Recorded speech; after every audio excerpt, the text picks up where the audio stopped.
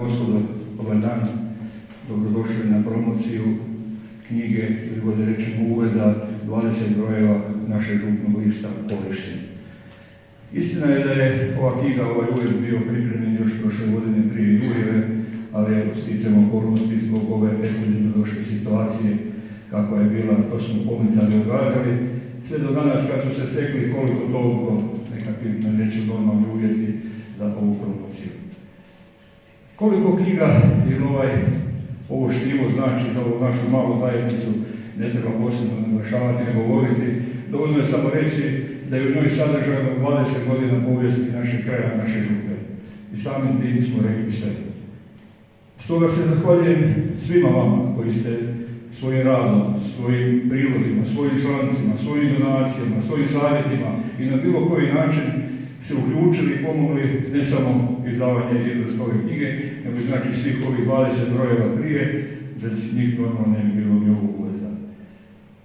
Nadam se da ćete se složiti sa mnom ako kažem da večeras ili danas ovdje nemamo gostiju.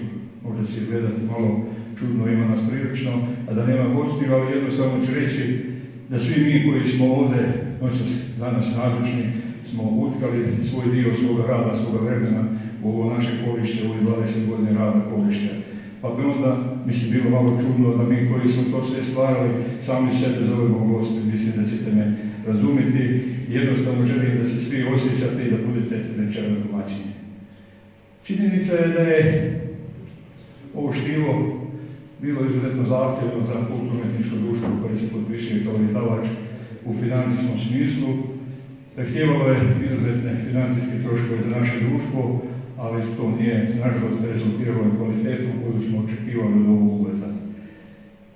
Stoga smo odlučili tiskati samo 100 brojeva, što znači da se neće moći kupiti, da neće biti na prodaju, nego smo jednostavno odlučili da po jedan broj, jedan primjerak svakog ove knjige poklonimo svima vama koji ste večeras ovdje ili svima onima koji nisu ovdje, a koji su svojim radom pridonijeli izlasku ove knjige.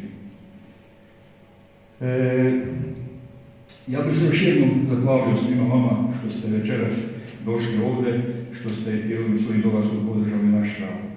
U nastavak večeri uvesti vas gospođa Gordana Bertović, a ja vam želim ugodno druženje noći s ovdje u Zagrebu. Hvala.